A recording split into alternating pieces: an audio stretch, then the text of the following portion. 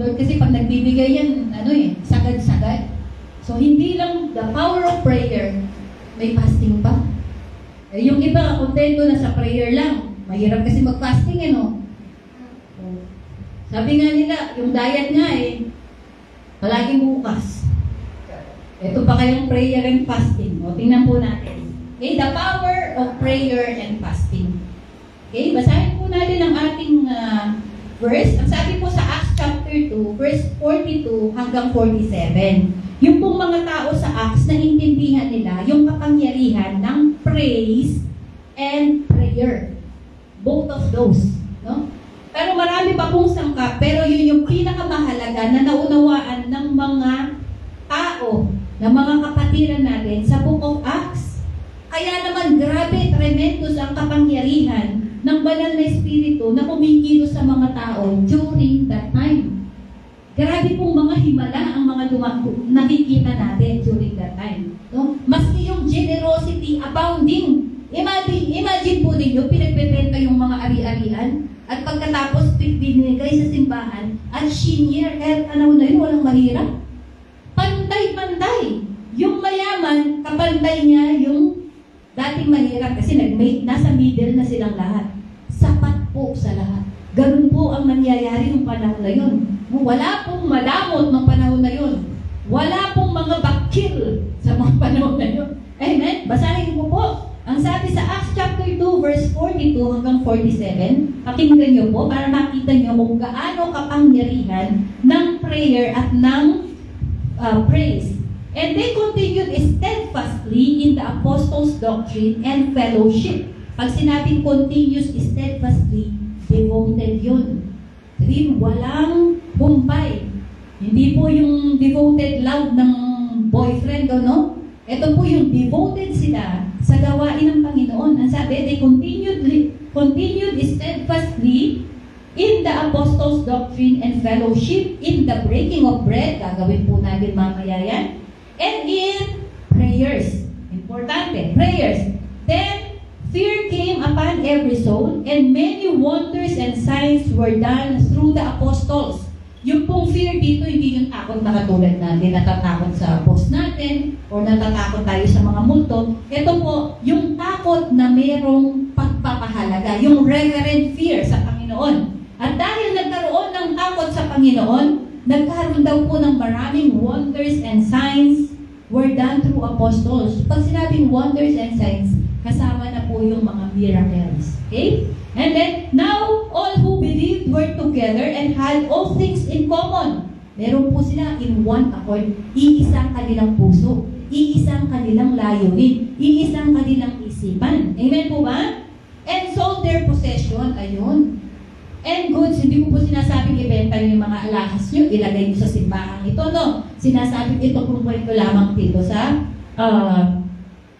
Book of Acts. And divided among all as anyone had need. So, lahat po talagang siniran nila. Amen? So, continuing daily po ito, with one accord in the temple and breaking bread from house to house, they ate their food with gladness and simplicity of heart, praising God and having favor with all the people. And the Lord added to the church daily those who were being saved. Yun po pala yung kapangyarihan ng prayer at ng praise. Yung prayer makapangyarihan na, dagdagan mo pa ng praise at magsama-sama pa tayo in one accord, ay, ang dami po ba na pwedeng mangyari? No? Signs and wonders, mga miracles, ay mararanasan natin. At pagkatapos, hindi lang yun. Merong gladness sa bawat puso. No? Ito yung nagkakainan mo. No? Kunwari, impitahin ko kayo mamayang gabi. Dito kayo, kain tayo, mag-ihaw-ihaw tayo. That is fellowship. Tapos mag-breaking of bread. Araw-araw po yun. Iba-ibang bahay, lipat-lipat sila. Ganun po sila nung panahon na yun. And then, ano pa yung naidagdag na miracle doon? Hindi po sila nagmamakahirap mag-invite or mag-evangelize. Kasi it is the Lord added to the church. Basta nakikita po ng mga tao that we are in one accord, iisa ang puso natin at ang gusto natin mapapurihan ng Panginoon at nananalangin tayo sa Panginoon, hindi po pala mahirap dumagdag ng dumagdag ang number ng isang iglesia. Amen? So yun po yung kapangyarihan ng panalangin. Pero bago pa yan, bago natin i-deep deeper pa yan, tingnan pa natin. Naisip niyo po ba, no? Si Jesus Christ, masyadong mahalaga sa kanyang prayer. Ang sabi sa Mark chapter 1 verse 35, every early in the morning, while it was still dark, Jesus got up, left the house, and went off to a solitary place where he prayed. Every day po yan. Gigising siya ng maaga. At pagkatapos pupunta siya sa solitary place, yung pong tahimik. No? Tahimik, walang cellphone. Tahimik, walang Netflix. Walang YouTube. At wala yung kamarites. Solitary place, ikaw lang. No? Wala si kumpare. Di po ba, Kuya Jimboy? No? Wala si best friend. Siya lang at ang Panginoon. Everyday po ginagawa niya yun. Everyday. No? Ngayon, nakita ng mga disciple ngayon. Bakit palagi siyang nandoon? Bakit siya masyadong devoted sa panalangin? Nakita po ng mga disipulo yun. Kaya po, dito sa Luke chapter 11 verse 1, nagtataka ba kayo, bakit kung ikaw nakasama ng Panginoong Jesucristo during that time, at nakita mo paano siya magpagaling ng mga may sakit, paano siya magparami ng tinapay, at magparami ng isda, paano yung alak ay yung tubig, ginawang alak? Palagay mo, anong hihilingin mo? Siguro, Panginoon, turuan mo ko paano gumawa ng alak at ibebenta ko sa bata. Tama po ba? Okay, Lord, turuan mo ko paano magparami ng isda. Paano magparami ng mga tinapay. Hindi po ba? Turuan mo ko paano mag-cast out mga masasamang espiritu at magpagaling ng mga may sakit. Di po ba yun dapat? Yun na. Kung ako nandun, yung tatanong ko eh. Pero mind you, bakit itong mga disipulo na araw-araw kasama niya ang tinanong, Lord, sabi niya, now it came to pass as he was praying in a certain place again. Pumunta na naman siya sa isang lugar na tahimik, solitary place. Nanalangin na naman siya. Nung makita ng mga disciple, he sees that one of his disciples said to him, Lord, teach us how to pray. Kasi nakita nila eh. Palagi yun, importante sa kanya, yung pananalangin. Bakit po kaya, palagay nyo, yun ang hiniling nila. Imbes na turuan mo kung magpagaling ng may sakit. Turuan mo kung mag-cast out ng mga masasamang espiritu. Magparami ng isda. Bakit ito ang kanilang tinanong? Alam niyo po kung bakit? Kasi mas maraming oras ang Panginoon nakikita nila sa panalangin. At pagkatapos niyang manalangin, lalabas na ang Panginoong Jesucristo, mag-e-evangelize na siya, mag-preach na siya ng gospel, at ang pagpapalayas ng mga masasamang espiritu, ang pagpapagaling, at ang lahat ng mga miracle na ginagawa niya, simpleng-simple. Nakita niyo po bang nagsisigaw ang Panginoon doon? In the name of Jesus, you Satan, get out! May ganun po ba? Wala. Sabi niya, you evil spirit, out. Out. Why? Because ang battle niya sa panalangin. At yun po dapat tayo. Ang battle natin sa panalangin para may makita tayong mga miracles, wonders at signs sa buhay natin. Amen po ba? Amen. Hallelujah. Ang tanong ngayon, nananalangin po ba tayo? Absolutely. Amen? Kung hindi man tayo katulad na nanalangin ng Panginoon na talagang devoted, umaabot siya ng ilang oras doon. Alam niyo po ba, may isang pagkakataon na nanalangin ng Panginoon, dugo nga yung lumalabas sa kanya habang nananalangin siya. Pero kahit na dugo na yung lumalabas sa kanya, patuloy pa rin siyang nananalangin. At ang sabi po niya sa mga tao niya, ang sabi niya doon, uy, gising. Ilang beses niya po ginising. Uy, gising. Huwag kayong matulog, samahan niyo kung manalangin. Ilang beses po yun, yung bago po siya ipako. 3 beses, binalikan niya po yung kanyang mga disipulo, uy, gising. Sabi niya, magbantay kayo at manalangin para mahulog sa tukso or sa pagsubok or sa temptation. Napakahalaga po ng panalangin. Kaya pala maraming mga, tukso, layuan mo ako. Hindi pala kinakanta yun at hindi pala sinasabing tukso, layuan mo ako. Prayer pala. Kapag ikaw ay prayer, nakakapagpatagumpay ka pala sa mga tukso, mga temptation. Ano bang klase ng temptation yan? Amen po ba? Ayan ay ebidensya na ipinakita ng ating Panginoon. Amen. Ngayon, nung tinanong siya, hindi madamot ang Panginoon. At ito po yung model prayer. Ito kasi, pinapanalangin natin araw-araw, no? Lalong-lalo na po sa ibang mga reliyon. Yung Ama namin. Ito po yun eh. Itinuro niya. Hindi po yun direct na dapat yun ang panalangin. Model lang po yun, pattern. Okay? Kapag ito pala ang ipinanalangin natin, makikita natin yung kapangyarihan ng panalangin sa buhay natin. Pero dapat maintindihan natin paano nagkaroon ng kapangyarihan itong panalangin na ito samantalang araw-araw nga nung ako'y nandoon sa relihiyon ko na yun, araw-araw nga yan ang panalangin ko. Bago ko pagising ko, patulog ko, kapag kunyari sumakay ako sa jeep, yan lagi ang panalangin ko. Pero parang walang kapangyarihan sa akin noon ang panalangin na yan.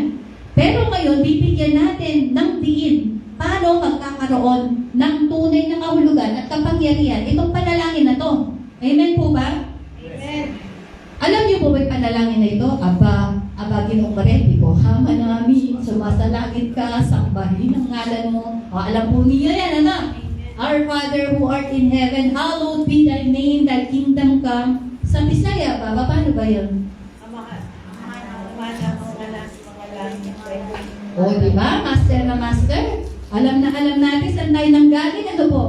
Sa Kapampangan, ipami at ikabanuan, isang banilag yung muda, angkit kami. Di ba? Magkasakit po. Di ba pala? Okay. So, okay. Ngayon, eto po yung sabi niya. Nung nagtanong sila, ang sabi ng Panginoon, sumagot siya. So, He said to them, when you pray, say, Our Father in heaven, hallowed be thy name, blah, blah, blah, blah. At aataluin natin. Paano nga ba? Ano bang ibig sabihin ng Our Father na yan? Siyempre, kapag mananalangin tayo, Our Father, ibig sabihin, you have the relationship. Patawagin mo tatay, di mo tatay. Tatay, paging tinapay. Sino ka ba?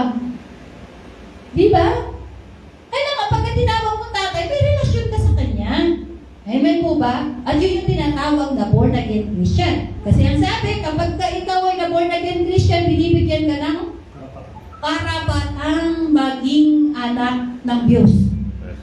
So tayo po ba lahat ay tumanggap sa Panginoong Jesucristo? Therefore, we have the relationship. Meron tayong Diyos Ama sa langit at tayo yung anak, lalapit, may relationship. Amen? Okay. Ngayon, hallowed be your name. Ibig sabihin, kilala mo yung tatay mo. Kahit nga adopted na yun di ba? Kasi pag may kasulatan na, kilala mo na yung tatay mo. At ang tatay mo ay holy. Kailangan malaman mong holy. Parang ako, ang tatay ko, alam kong ang tatay ko stricto. Hindi ako lalapit sa tatay ko na ang suot ko ay nakashort ako. Sasapukin talaga ako ng tatay ko. Sobra pong mahigpit ng tatay ko. So knowing your father, kapag holy siya, ang sabi, you must worship the Lord sa spirito at katotohanan. And God is inviting us to be holy. Okay? At yung pagiging holy natin, hindi dahil sa ating sariling kabanalan, kundi saan? Kabanalan ng ating Panginoong Jesucristo na tinanggap natin nung siya ay tinanggap natin Diyos at tagapagligtas. Amen po ba? Amen. So ikaw ay banal. Ikaw ay banal. Amen? Holy ka, kapatid. Pagsabi nga sa katabi mo, holy ka. Holy ka. Oy, sabi ko holy, hindi holy. Masabi ko, holy, hindi huli ka. Huli ka, nahuli ka, tulog ka. Okay? Holy. Okay?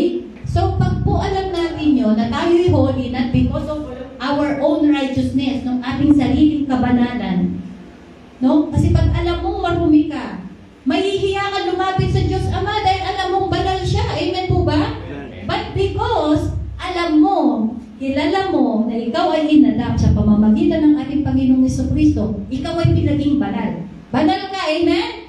So, makakalapit ka, malaya ka ngayon lumapit. Amen po ba? And then, meron, your kingdom come. So, wini-welcome mo yung kingdom ng Panginoon sa buhay mo. No? Ano yung kingdom? Pag sinabing kingdom, rulership.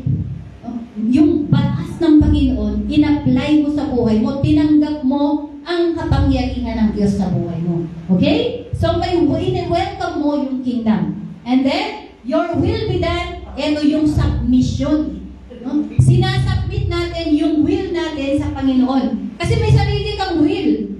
Ay, Lord, gusto ko mamayang pag talagang mananalangin lang talaga ako, kapag yung talagang nasa bingit na ako ng kamatayan, yung kapag talagang, eto yung bangin, yung isang step na lang malalaglag na ako, dun lang talaga ako mananalangin. Okay, Lord, pagka ang pera ng bulsa ko ay nasa 100 na lang, may sarili kang will, Lord, hindi po ba?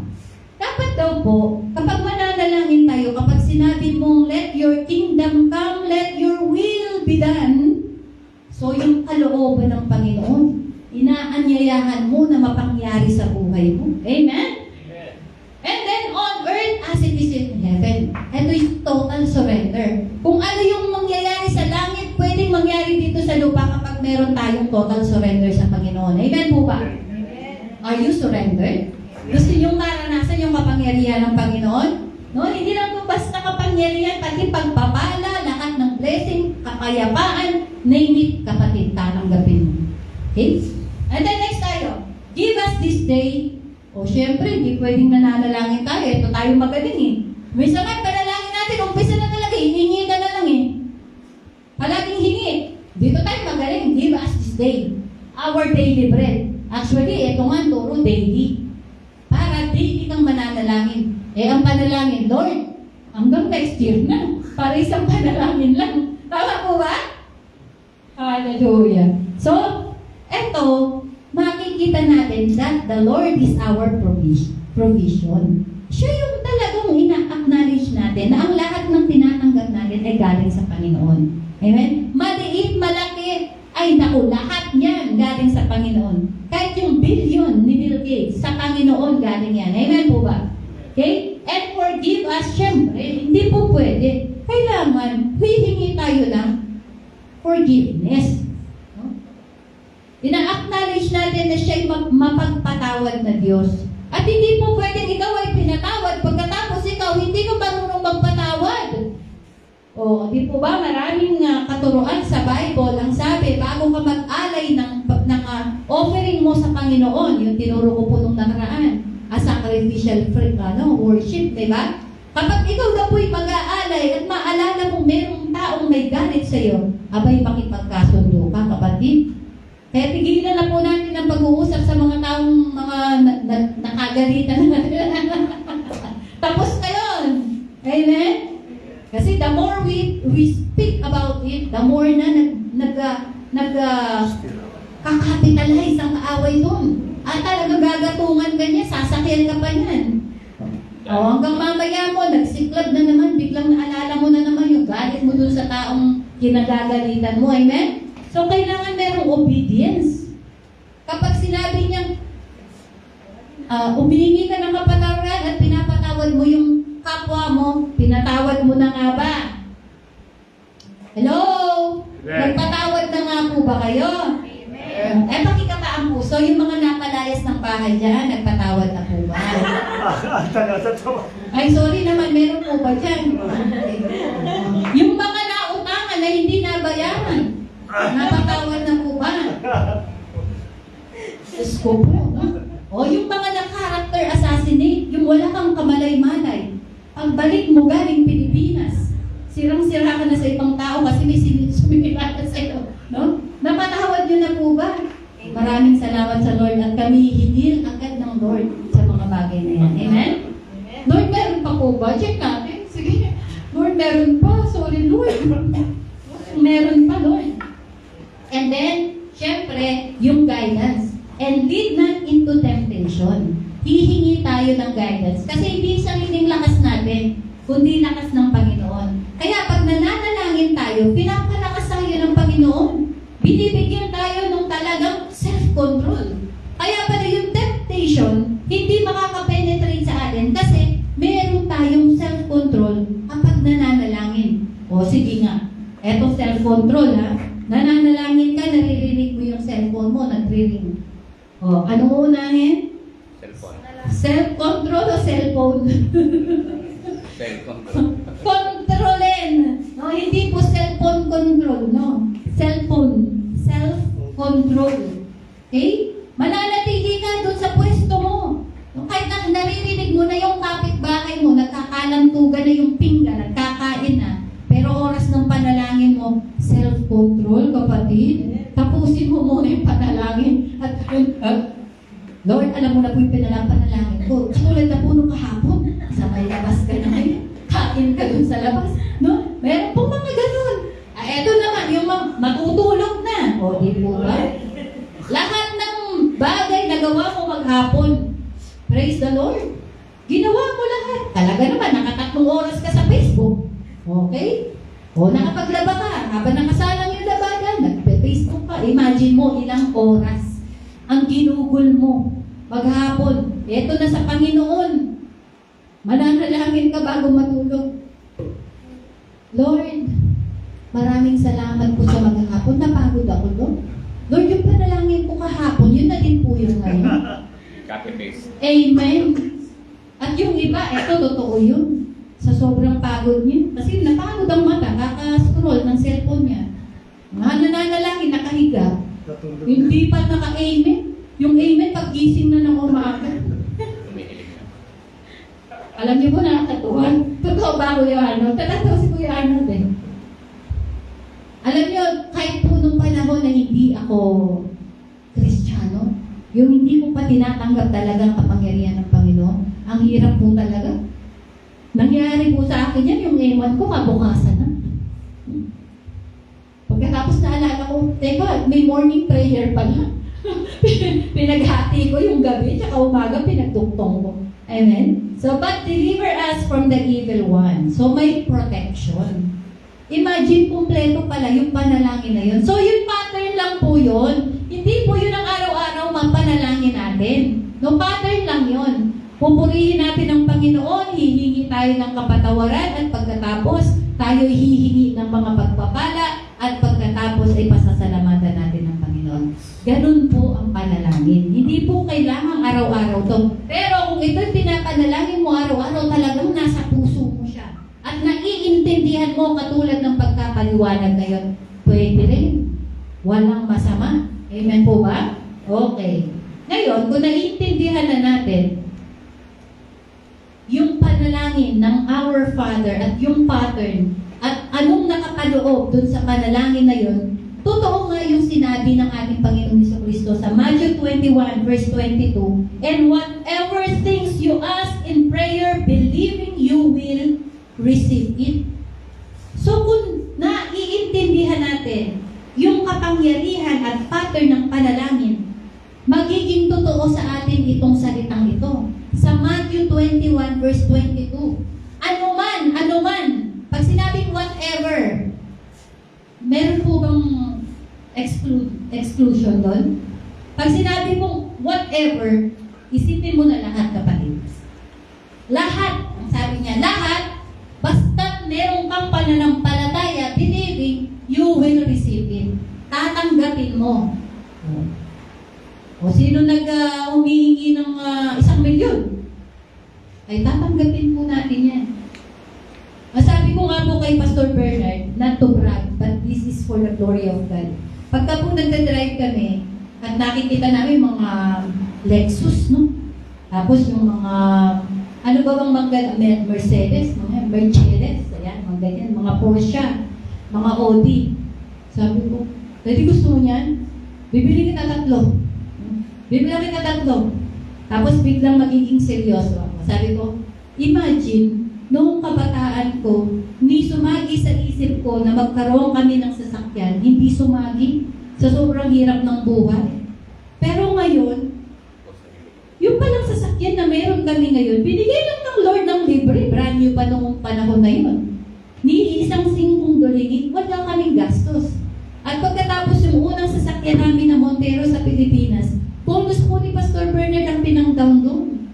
At pagkatapos yung pumulog doon hanggang matapos ang 5 taon, bunga po ng siomay ko yun. Ako po'y nagtitinda ng siomay. Hindi ko po kinakahiya. Naggawa din po ako ng langganisa, ng tusino at ng imputido. Yung paborito yung imputido, tinitinda ko po dati yan. Ay dahil sa pagmamahal ko sa inyo, libre na lang po. Hingin na lang.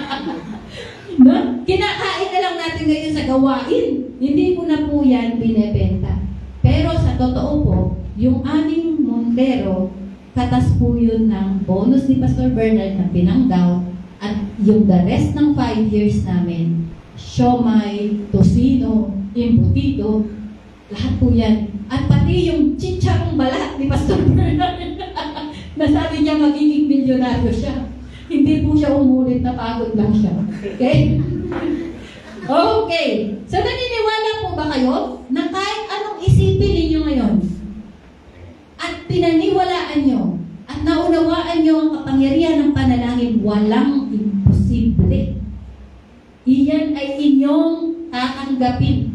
The word says, hindi po sinabi ni Ate Irene, hindi ko po ginawa-gawa ang Panginoon, mismo si Jesus ang nagsasabi. Nagsinungaling na po ba ang ating Panginoong Jesucristo? Hindi pa. At mapapanaligan natin ang kanyang mga salita. Amen? Okay. Taas ang kamay ng naniniwalang tatanggapin ang kanilang mga panalangin. Amen? Taas ang kamay ng mga naniniwalang tatanggapin ang kanilang pananalangin. Praise the Lord. Hallelujah. Walang maliit, walang malaking panalangin sa Panginoon. Basta nagtitiwala. Amen? Kailangan ko pa po bang ulit-ulitin yung mga testimony namin? Na hindi kami mga nag-a-apply, biglang mga trabaho ang lumalapit at hindi mo expected na gano'n ang sahod na ibibigay. Naway all. God, the Lord will bless you, Kuya. Amen. Absolutely. Okay. So ngayon, balikan natin yung ating ano. Dahil nga naunawaan ng mga taga-Acts yung kapangyarihan ng panalangin. Kasi nung sa Matthew at saka sa Mark, sa Luke, nung nabubuhay pa ang ating Panginoong Jesucristo, hindi pa nila masyadong naiintindihan. No? Kaya hindi pa sila ganun ka-devoted sa panalangin. Ang ginagawa nila, susunod-sunod lang ka Panginoon. Nakita nila ay nalalangin siya. Hihintayin na lang nila ang Panginoong Jesucristo matapos sa panalangin. Pagkatapos susunod-sunod sila magpo-preach, aala-alalay, ganun lang pong ginagawa nila. Pero nung panahon, nitong Acts, naunawaan na nila ng todo ang kapangyarihan ng panalangin. Kaya sila nagkaroon na ng devotion. Okay? Ito po naging devotion na nila. Ayan, devoted sila. Hindi po pwede, sabi, everyday, di ba? Hindi po pwedeng sa isang araw walang pagtitipon. Kung pwede nga lang natin gawin yun, kaso talaga po, mga karagang mga transpo natin. Amen. At saka tayo, po schedule natin, merong mga iba-ibang schedule, no? Kung pwede po, ganun po yung ginagawa sa Books of Acts. At tingnan nyo naman kung paano tremendously, mightily ang kapangyarihan ng Panginoon during that time. Kaya po nila, nag-devote sila, continued steadfastly in the apostles' doctrine. Unang-una, yung salita ng Panginoon. Hindi po sila pumupunta para lang doon sa pagkain. Mamaya may pagkain po tayo. So hindi po sila pumupunta dahil sa pagkain. Unang-una, yung Word of God, apostles' doctrine. Yung doktrina ng ating Panginoong Jesucristo. And then sa prayer. Bakit nga ba sila naging devoted? Diba? Sa panalangin at saka sa praises. Nakita naman natin yung kapangyarihan, diba? Nagdadagdag ang Panginoon ng mga tao.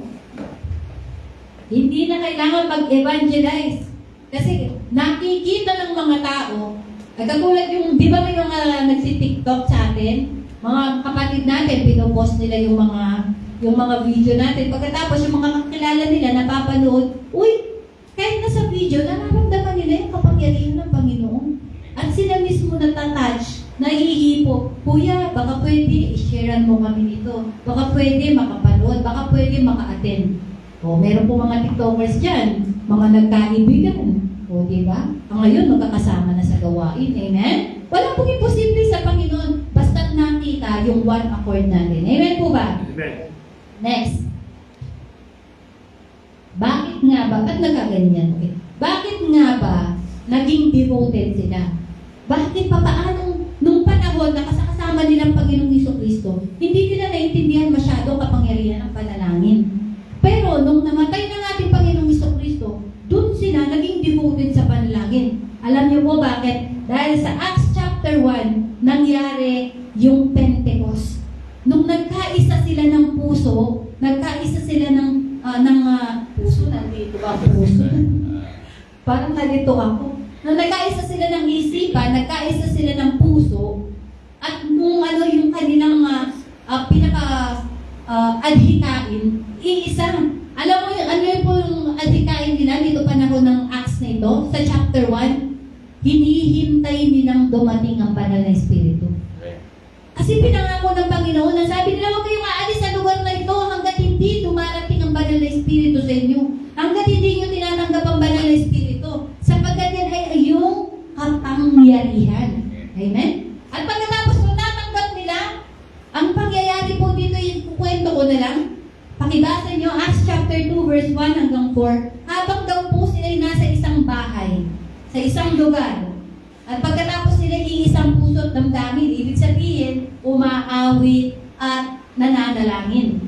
Hindi ba din nakaukulang sila, nagchichismisan, nagmamaripesan, biglang dumating ang banal na Espiritu? Ay hindi miniimbita ang banal na Espiritu, ibang Espiritu kapag chismisan ang nangyayari po. Amen po ba? O ngayon, kunwari tayo nandito, wala lang, tinitestify mo yung kabutihan ng Panginoon. Ate-dati ka kay Ate Jessa. Tapos si Ate Rona, tinetestify niya yung buhay niya kay Ate Edlin. Si Ate Reylin, nagkukwento siya paano naman siya napagaling ng Panginoon. Yun po, isang testimony ay nakakapag-lift ng bawat kapatiran. At ang pinag-uusapan nila, pinagmamaritesan nila, ang Panginoong Hesus-Kristo, ang kapangyarihan ng Panginoong Hesus-Kristo. At nakita po ngayon, biglang bumaba yung banal na Espiritu. Dito po yung unang-unang naranasan nila, yung kapangyarihan ng banal na Espiritu. Ito po, ganito po ang itsura. Nakita nila, personal nakikita ko, kunyari sa kulungan ni Pastor Bernard, yung bilang apoy. Kay Kuya Arnold, nakikita ko yung bilang apoy. Yun po yung pagbaba ng banal na Espiritu sa bawat isa.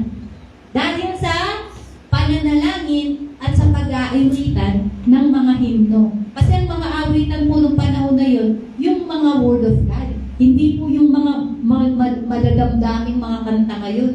No? Parang ginawang commercialized ang mga awiting papuri ngayon. Dati talaga, lalo na kay Don Moen, mga verses sa Bible ang kinakanta niya. So, bumaba po yung banal na Espiritu at napuno sila ng kapangyarihan ng Panginoon. At all of a sudden, nagsalita sila sa iba't ibang wika na hindi nila naiintindihan. Kunyari, Chinese. May mga bisilang Chinese sa lugar na yan. Ako'y nag-Chinese, naiintindihan ako ng Chinese. Nagtataka ngayon yung Chinese. Hindi naman siya Chinese eh. Paano siya nakakapagsalita ng Chinese? And so on and so forth, no? At yun, dahil doon, dahil naranasan nila yung baptism of the Holy Spirit, kaya sila naging devoted sa pananalangin. Amen? Okay. Ayun po ba? Tinanggap niyo ng banal na Espiritu? Amen. Amen. Nung po natin tinanggap ang ating Diyos, at kayo'y binigyan ng kapangyarihan or karapatan na tawaging mga anak ng Diyos, ibinigay din po yung banal na Espiritu sa bawat isa sa atin. But then there is another circumstances or situation na pwede po tayong masumpa or baptism of the Holy Spirit. Hindi po natin gagawin ngayon. But as the Lord or as the Holy Spirit lead, mangyayari po yan. Pagka tinanggap mo yung Holy Spirit na yun na nasa iyo, ang siyang nagbibigay ng urge. No? Siya yung nagtutulak sa iyo, nagpupush sa iyo, manalangin ka. Siya yung nagpapaalala sa iyo, manalangin ka. Kasi yan ang kapangyarihan mo. Ibig sabihin, pag nananalangin ka, binibigay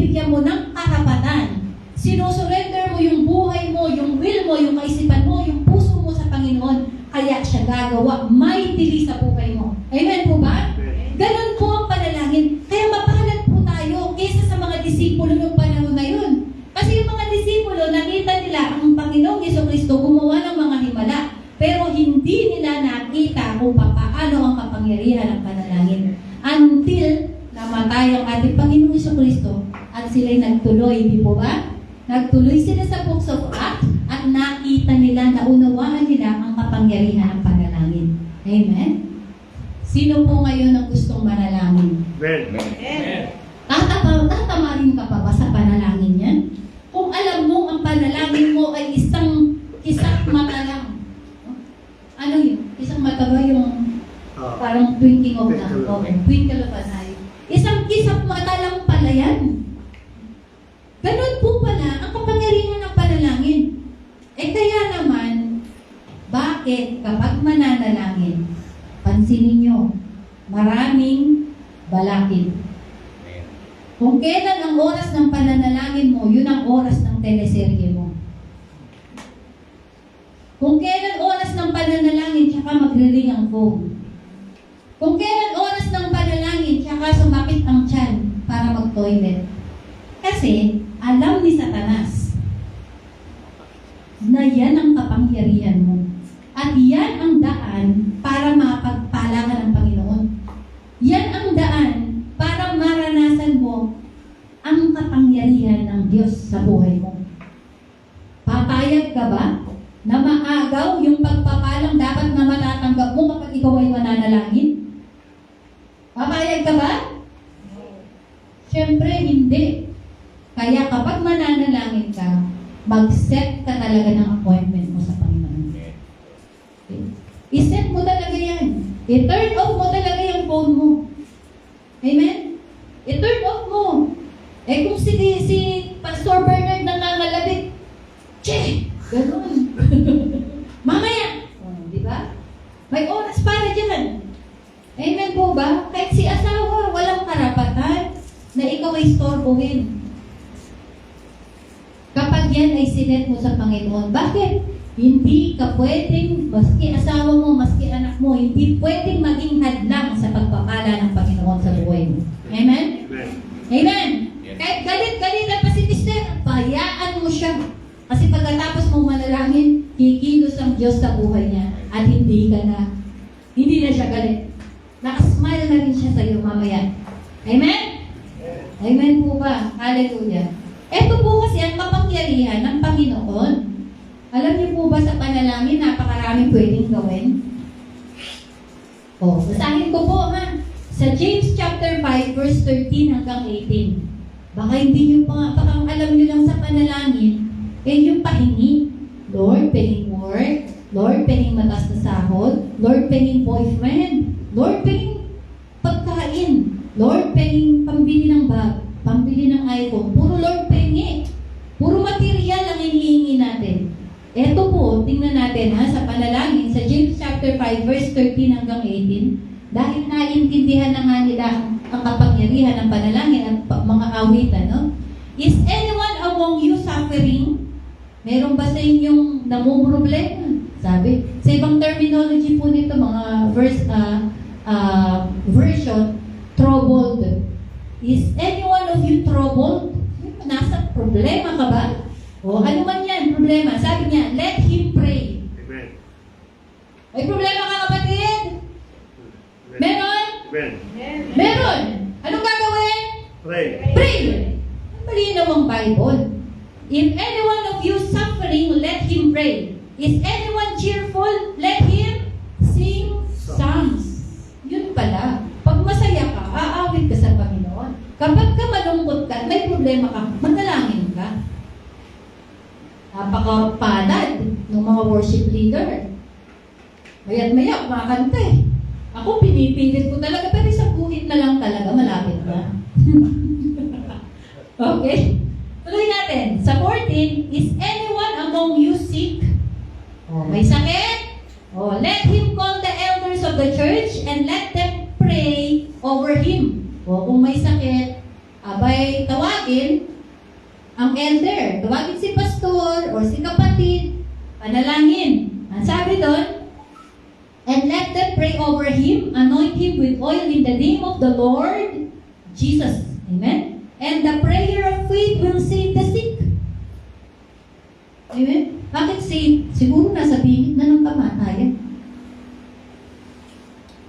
Amen? Pero sabi niya, anoint and pray in the name of Jesus, gagaling. Amen? And the Lord will raise him up. Okay. And if he has committed sin, he will be forgiven. Yun din po pala. Kapag ka nagkakasala yung kapatid at pinanalangin, abay, napapatawad. Napakaganda ng benefit ng panalangin. Ba't di natin nakikita ito dati? Okay? And then, okay, confess your trespass to one another. Trespass po yung pagkakasala. Sin. Confess your trespasses to one another and pray for one another that you may be healed. The effective fervent prayer of a righteous man availeth much. Okay? So kung daw po nagkakasala tayo, mga kapatid, magpahanalangin tayo. Para daw po tayo ay magsigaling. Kasi yung kasalanan pala, nagdudulot yan ng sakit sa katawan. So, ikaw ay gumaling na sa katawan, gumaling pa sa kasalanan. Ang galing naman ng prayer.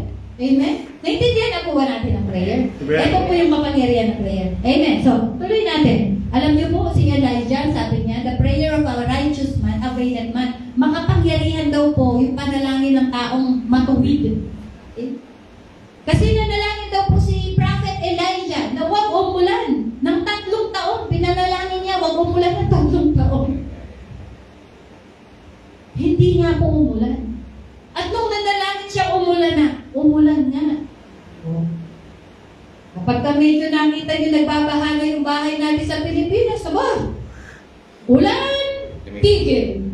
Sa pangalan ni Jesus. Parang gusto ko ma-experience yun, Lord. Walang imposible. Tama po ba? Hindi ng kapangyarihan ko, kundi ng Panginoon. Amen? Okay, tuloy natin. Ayun. At meron mga prayer na sinasagot nga, lahat daw whatever, no? Pero may prayer na hindi. No? Ano daw po yun? Kasi may mga prayer na ang kailangan daw ay prayer na may kasamang fasting. Okay, basahin po natin. Ikukwento ko na lang para mabilis. Ito po yung pagkakataon sa Matthew chapter 17 verse 21. Sinend ng Panginoon. Kunyari, sabi ng Panginoon, Kuya Ed, kayong dalawa ni Ate Arlene.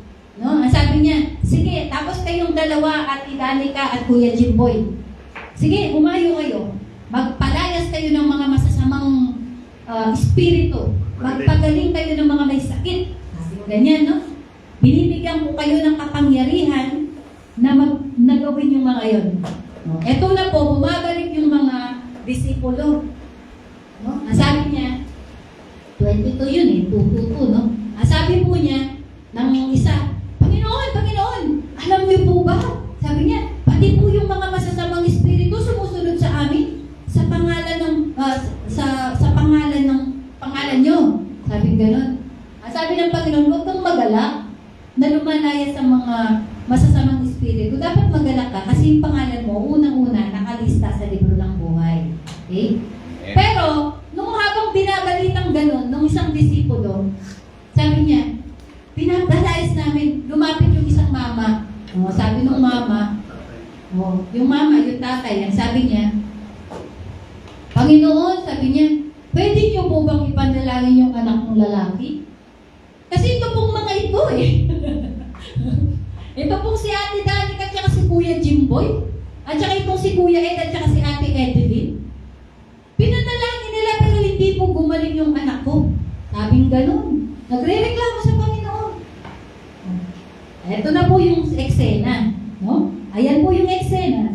At tapos sabi ng Panginoon, ano bang meron sa anak mo? Ito po kasing anak ko, bata pa siya, may epilepsy na siya, epilepsy. Alam niyo po yung epilepsy? Yung nagsisisyo, yung bumubala minsan ng bibig. Okay? Epilepsy. Basahin natin para And when they had come to multitude, a man came to him, kneeling down to him and saying, Lord, have mercy on my son. Maawa ka sa anak ko, for he is epileptic. Okay, epilepsy. Epileptic and suffer severely. Talagang pinapahirapan siya ng epilepsy. For he often falls into the fire and often into the waters. So I brought him to your disciple, but they could not cure him. So hindi daw po siya mapagaling. Amen? Then Jesus answered to them, O faithless, perverse. So yun, kayong mga maliliit ang pananampalataya. Hanggang kailan ko pa ba kayo pagtitiisan? Nasabi ng Panginoon dito.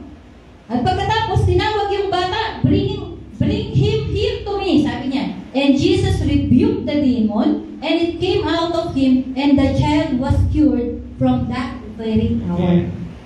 Okay? Meron po ba lang mga sakit na hindi lang basta sakit? Ito ay mga espiritu, mga demon spirit. At hindi daw po yan napapalayas ng basta panalangin. Kailangan may prayer and fasting. Okay. Ano po ba yung fasting? May oras pa ako. Prayer and fasting. So ngayon, kailan po ba tayo dapat ang prayer and fasting? Nakaranas na po ba kayo noon na nanghihingi ng panalangin ng kagalingan pagkatapos, iba pala, hindi pala sakit yung kanyang nararamdaman. Ito pala ay mga evil spirit na nasa sa kanya, pinapahirapan siya. Hindi niya alam ha. Katulad doon, yung epileptic. Hindi alam nung magulang, maging nung bata, na meron pa ng evil spirit sa kanya. Imagine niyo po, bata yun. Pinapahirapan. Kaya ang sabi niya, kasi po kanya pagka lulupasay siya, pinapagsak siya talaga sa tubig, tsaka sa apoy. Gusto talaga siyang pahirapan. So, nung bandang huli, napansin na ng tatay, kakaiba, hindi lang basta epileptic, kasi sinasadya eh. Sa may apoy talaga bumabagsak, o kaya doon sa may tubig para malunod, di ba? Kasi di ba pag nag-epileptic, naglalak yung mga hindi ka makakilos. Okay? So, may pagkakataon pa ng gano'n. Okay. Ngayon, ito po, inuulit po, sabi ng Panginoon, di po ba, ang tamad-tamad manalangin ng mga naantok. Palagi inaantok, lagi ginigising ng Panginoon. Sabi niya, watch, pray, so that you will not fall into temptation. Okay? Makinig ka. Sabi niya. Or manood ka.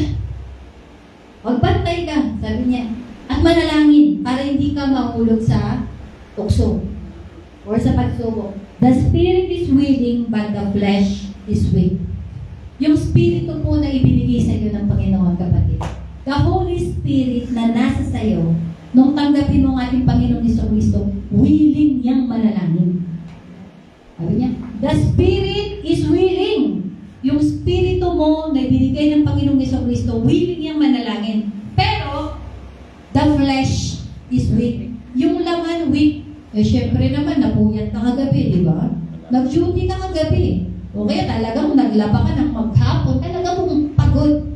Willing ang spirito, pero ang katawan mahina. Or, mahina siya kasi ang focus niya hindi sa Panginoon. Ibang focus kasi. Kaya mahina. Kaya po dito tinuturuan na tayo ay may mag-prayer and fasting. Paano po ba ginagawa ang prayer and fasting? Ibilisan ko lang po. Okay? When and how to pray and fast. Unang-una po, hindi tayo pwedeng mag-fast nang walang prayer. Lagi po yung magkalikid. Pwede kang mag-prayer nang walang fasting. Okay? Effective din yun. Pero kung gusto mong mas maging effective at makita ang kapangyarihan ng Panginoon sa iyo na kapag ka nag-pray kang ganyan, hinawakan mo si Kuya Manny, talaga naman, kumakaripas ang mga masasamang spirito sa kanya. Talaga namang makikita mo ang kagalingan, mararamdaman ni Kuya Manny. Amen? Kailan daw po ba? Okay. Ang prayer and fasting po, hindi yan inuutos. Kunyari, sabi ng pastor, o bukas, sa Friday, meron tayong service na estrada at marami tayong invited. Lahat tayo mag-prayer and fasting. Inutos. May pagkakataon po pwede yun. Ha? Pero sa panahon natin, panahon po ni Esther, ginawa yun, inutos. Okay? Sa panahon ginawa po yun, inutos sa lahat. Pero sa panahon ngayon, katulad ng nangyari sa Panginoong Jesucristo, number one example ang ating Panginoong Jesucristo, nung nag-fast siya. Ang sabi, then Jesus was led by the Spirit into the wilderness to be tempted by the devil. Matthew chapter 4 verse 1. Nung pong ang Panginoong Jesucristo, tinanggap niya yung baptism of the Holy Spirit, siya ay nilid. No, yung banal na Espiritu ang nag-lead, ang banal na Espiritu ang nangusap sa kanya na mag-prayer at fasting siya. So, hindi po po niya gusto, eto nangyayari, ipagpo-prayer and fasting ko si sister para sagutin niya ako. Totoo po yan. At meron pong magulang natatawa na lang ako. Totoo po ito. Nung nag-aaral pa sila Pauline dito sa ano. Alam niyo po, exam lang. Nagpo-prayer and fasting ang nanay para lang makapasa yung anak niya. Ang sabi ko, turuan mo yung anak mo, hindi mo prayer and fasting. Di po ba? Isa ridiculous eh. Kumbaga na-over-exaggerate yung prayer and fasting. Lahat na lang prayer and fasting. Kapag po ikaw nag-prayer and fasting, hindi dahil may gusto ka lang, sarili mo lang na gusto, iniisip mo lang. Gusto ko ito kasi para maano yung kapangyarihan, para maging sikat talaga ako, makita nila makapangyarihan ako. Hindi po. Maging ang banal ang ating Panginoong Jesucristo, hindi niya kagustuhan. Yung Holy Spirit ang siyang nag-lead sa kanya para mag-prayer and fasting. So, okay? Nagpunta po siya sa prayer and fasting. Bakit? Unang-una, maririnig mo ang voice ng Holy Spirit or mararamdaman mo sa puso mo yung impression niya na mag-prayer and fasting ka. Bakit? Kasi tutuksuhin siya. Tutuksuhin siya ng satanas. Para pala, hindi siya matalo, kailangan niya ng prayer at ng fasting. At hindi lamang yun.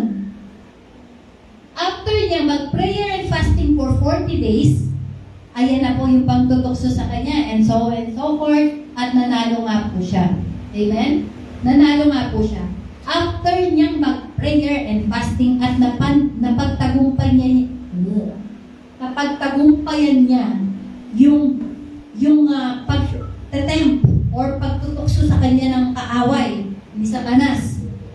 Alam niyo po yung mga sumunod nun, yun na yung mga himalang ginawa niya. Doon na gumawa ng maraming himala ang ating Panginoon Jesucristo.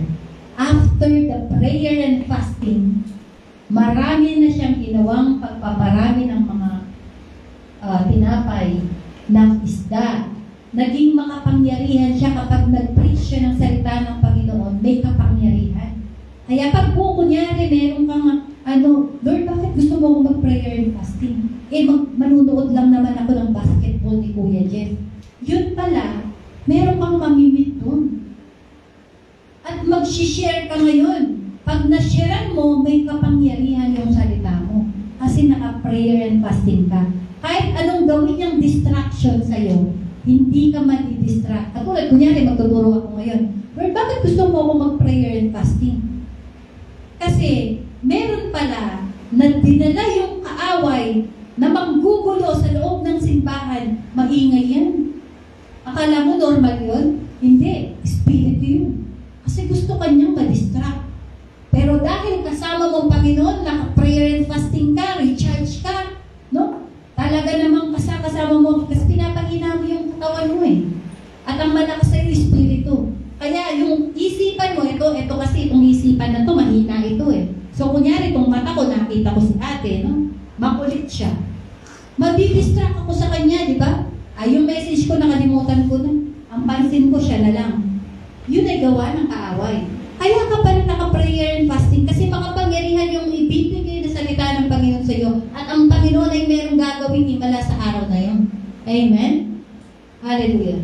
At paano ba ang prayer and fasting? Si Jesus Christ nag-prayer and fasting siya ng 40 days, 40 nights. Kaya niyo? Hindi. Yung diet, hindi natin magawa eh. Gumawa niya ng matay. Amen? Meron pa pong isang gumawa niyan actually, si Moses. Si Moses po, sabi nila, kaya ni Jesus Christ yan kasi Diyos siya. Hindi po. Si Moses po nagawa niyan. 40 days, 40 nights. Okay? Si Daniel po ay, wait. Ayan. Si Daniel po, 1 week. Ito po kay Daniel, yung pong naituro ni Pastor nung Friday. Kasi meron siyang nabasang scroll or verse ni Isaiah. At pagkatapos na pagbabag siya, hindi niya maintindihan. Nanalangin siya sa Panginoon para maintindihan niya yung scroll na yun o yung mensahe na yun. At noong unang-una daw araw na nanalangin siya, naramdaman niya na agad, narinig na siya agad ng Diyos. Kaso nagkaroon ng battle, di po ba? Si Gabriel at saka si Michael, kinalaban yung Prince of Persia at Prince of Greece. So, ibig sabihin, merong mga angel, either angel ng mabuti o angel na black sa bawat bansa. Yung mga bansang masasama, alam niyo na po anong angel ang bumabanat doon. Kaya napakahirap po masibang mga bansa na yun. Kasi meron po talagang mga battle. Amen? So ngayon, nung narinig niya daw, nung unang araw ng panalangin, narinig na ng Panginoon at ang sabi niya, pinadala niya na agad si Gabriel. Ibigay mo yung sagot mismo. Kaso nagkaroon ng battle, kaya tumagal. Kaya po si Daniel, tumagal po siya ng panalangin ng 10 araw. 10 days lang po. Hindi po to 21 days ha. 10 days lang po. Yung 10 days na yun, nanlata na nga siya. Okay? Nung umabot na yung 10 days, ginising siya. Yung angel. At nagising siya at sinabi yung message. Amen? So may purpose, bakit ka nag-fast? Kasi merong revelation na ibibigay ang Panginoon. Bagong pagpapaunawa ang Panginoon. Bakit ka naka-fasting? Okay? So isa yon. Next, sino pang example sa Bible? Ang sabi ko po si Moses sa Exodus chapter 34 hanggang 28 hanggang 35, 40 days and 40 nights. Pagkatapos sa 1 King chapter 19 hanggang 8, si Elijah. No? Nag-fasting din po siya 40 days and 40 nights. Alam niyo po, si Elijah, nagtago kasi ito sa kuweba. Kasi natakot siya kay Jezebel. Takot siya kay Jezebel. Kasi pinapapatay lahat ng propeta ng mga panahon na yun. Ngayon, ang sabi po ni Elijah, ayoko lumabas, Panginoon. Kasi wala na, ako na lang mag-isa. Mabuti pa mamatay na lang ako, sabi po ni Elijah. Pero sabi ng Panginoon, hindi. Meron akong tinabi na 50 na mga prophets. 50 lang ba? Check po natin para mas maloro na. Okay? Meron pa lang ni-reserve ang Panginoon. Okay? Pagkatapos, mula dun sa kuweba, papunta dun sa Mount Horeb, 40 days. Yung biyahe niya, papunta dun sa mountain na yon ay 40 days. Alam niyo po ba, bakit siya nag-fasting? After ng fasting, grabe ang mga himalang nangyari sa Mount Horeb. Alam niyo po yung nagkaroon sila ng contest dun paligsahan. Yung mga prophet ni Baal, yung mga sumasamba sa ibang mga Diyos, at saka yung si Elijah lang. Sabi niya, patunayan natin ngayong araw na to kung sino ang tunay na Diyos. Kumuha kayo ng lamb, ay malaki. Tapos, maglagay kayo dito ng yung parang maggawa kayo ng kalan, parang isang altar. At pagkatapos lagyan nyo ng kahoy, Parang iaalay. basta iaalay yan. At tumawag kayo sa Diyos ninyo para paapuyin. Sino walang magpapaapoy? Yung Diyos nilang totoo ang magpapaapoy doon. Amen? Parang ang ganda ng senaryo na yun, ha? Lord, paapoy mo nga. Okay? Ngayon ang nangyari, talagang nagpa-pray. Yung mga talagang nagcha-chant sila. Yung mga propeta. Hindi Baal. Napakarami nila. Baal, baba ang araw, sige, sunugin. Hindi ba nagsugat? Walang nangyayari ng oras na. Ang ginawa nila, kumuha ng mga kutsilyo. Talagang alam niyo yung pinagsusugat yung sarili. Para lang. Baal, ito ng dugo namin. Apoy apoy-apoy. Wala pong nangyayari. Ang sabi po na noon ni Elijah, baka natutulog ang Diyos niyo. Totoo po to, sa Bible po ito ha. Baka ang Diyos niyo natutulog. Pakibasa niyo na lang po, ito po yung reference. Baka natutulog ang Diyos niyo, hindi kayo marinig. Sabi niya ganyan. Wala, napagod na po, namaos talaga sila. Talagang maggagabi na, walang sunog na dumating. Ito na, sabi niya, suko na kayo? Ako na. Mayabang talaga kasi naka-prayer and fasting. Kapag naka-prayer and fasting ka talaga, wala kang kinakatakutan. Amen? Suko na kayo. Ang sabi niyang ganyan. Ako naman, alam niyo po anong ginawa ni Elijah? Inutusan niya yung mga tao, buhusan niyo ng tubig yan. Sige, buhos pa, buhos, hanggang ang lahat ng tubig.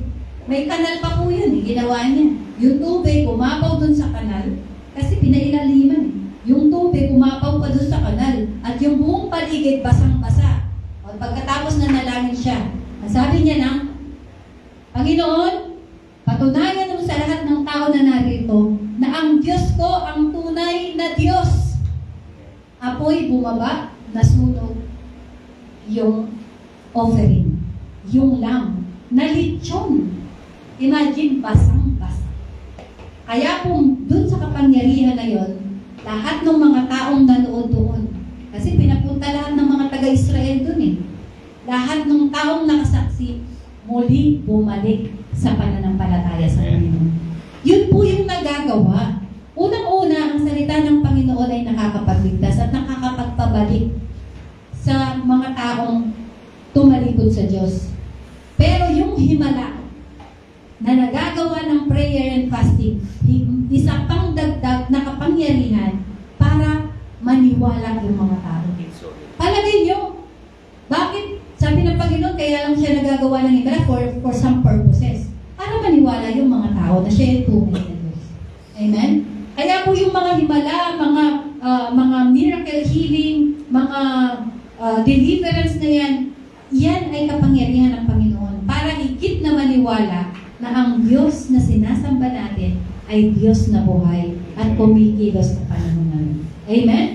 Okay. So, sino pa ba? Si Esther. Okay? I-shortcut ko na lang. Ito pong si Esther ay pinagplanuhan ng pangalan ni ano po yung pangalan ng salbahe na yun. Okay? Si Aman. Okay?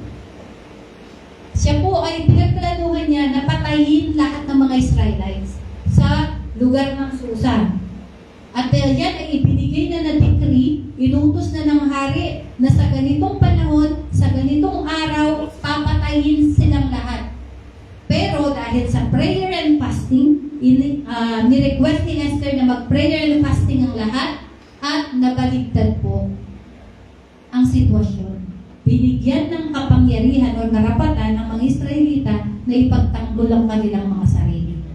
So silang lahat ay lumaban kasi yung una papatayin lang sila, walang laban, hindi ka pwedeng lumaban. Utos ng hari yun eh.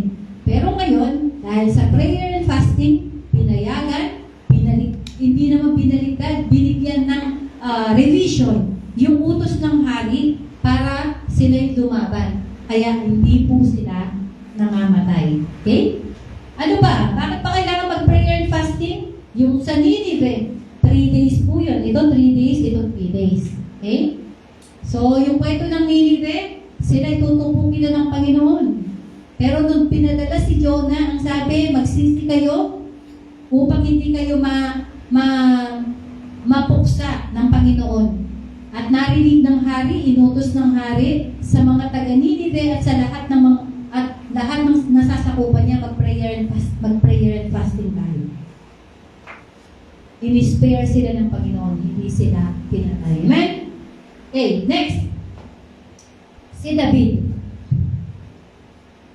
Okay, bakit nawala yung isang mamaya ng kay David? Eto. Si David isang example pa na nag-prayer and fasting din. Pero, eto po yung kasi, paano ba? Sa Bible po, wala akong nakitang prayer and fasting na kumakain. Talaga po hindi kumakain. So, may 40 days, may 10 days, may 7 days. days. Pero tayo, graceful naman ang Lord. Pwede naman 1 day lang. Yung iba matindi, 1 meal lang. Yung almusal lang. Kasi hindi ko na kaya pag maghapon, baka bumagsak ako. Subukan mo muna. Kasi kapag willing ka, ang Espiritu, bibigyan ka ng kalakasan. Pagiginain kasi ng prayer and fasting yung katawan mo. Kasi yung flesh mo, gusto mo, lahat, mga bagay na panglaman, pang-flesh. Ang gusto mo lagi, kumain ng kumain. Di po ba? Ang gusto mo lagi, manood ng manood. Gusto mo lagi nakahiga ng nakahiga. Pero pag naka-prayer and fasting ka, mawawalan ka ng appetite. Mawawalan ka ng appetite sa pagkain. At tsaka maghanda kayo. Kung kailan kayo nagpa-prayer and fasting, si nanay magluluto ng paborito mong pagkain. Talaga po tutuksuin ka, totoo po yun. Kung kailan ka magpa-fasting, tsaka mo maaamoy yung paborito mong inihaw na isda. Or inabraw. O kaya yung bulalo. So yun po. Ngayon, pag po magpa-prayer and fasting tayo, una dapat leading ng Holy Spirit. Hindi gusto mo lang kasi uso eh. Diba? Kasi gusto ko lang. Hindi, at sinabi ko po, hindi pwedeng mag-prayer and fasting na magfa-fast ka lang, walang prayer. Pagka nag-fast ka lang, walang prayer, diet lang po yun. Hindi po yung prayer and fasting. Pang sarili mo lang yun. Ang prayer and fasting, kailangan nagpo-pray ka habang ikaw ay nagpa-fast.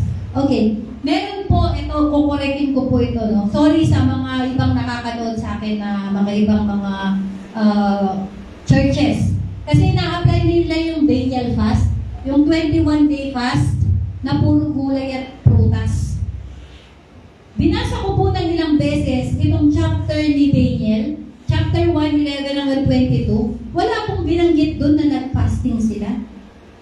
Ang sabi, nung kinuha sila ni King Nebuchadnezzar para maging mga, alam niyo po yung mga pantas, yung mga talagang matatalino, mga wise men, magiging advisor sila. Si Daniel, si Anania,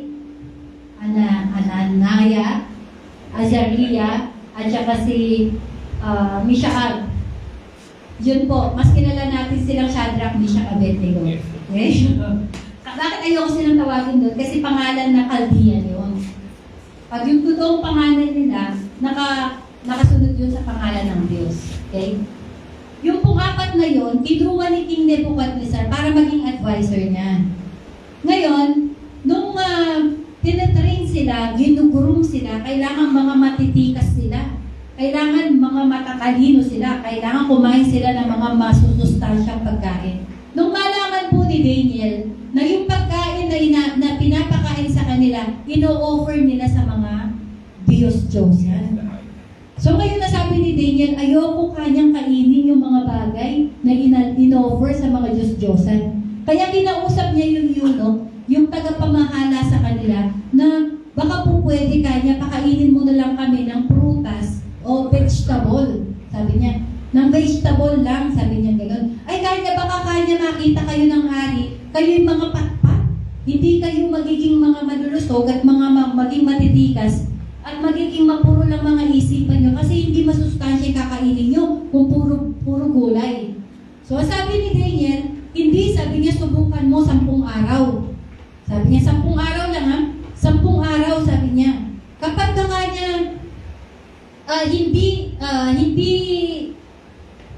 hindi kami naging malakas, sige, kakain kami ng mga pinapakain mo. So, sinubukan nga po. To make the story short, 10 araw, after 10 days, pinapunta lahat ng mga piniling mga matatalino, mga matitikas, mga gwapo, na talagang special na mga lalaki, at tinignan ni Haring Nebuchadnezzar. At nakita niya yung 4 na yon, si Shadrach, Meshach, Abednego, maging si Daniel.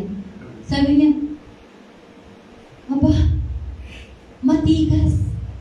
Talagang namumula-mula pa siguro ang mga kutis nila. No? Parang si Abidani ka lang ang kutis. No? Dahil po, sa purong gulay ang kanilang kinain. Mula noon, at nagtuloy, sabi dito, thus the steward took away their portion of the delicacies, and so on and so forth. Okay. Ayan. And continued until the first year of King Cyrus. Ibig sabihin, nagtuloy po sila. Hindi lang po 10 days o yung tinatawag nila na 21 days na nag-fast siya. Hindi po totoo yun.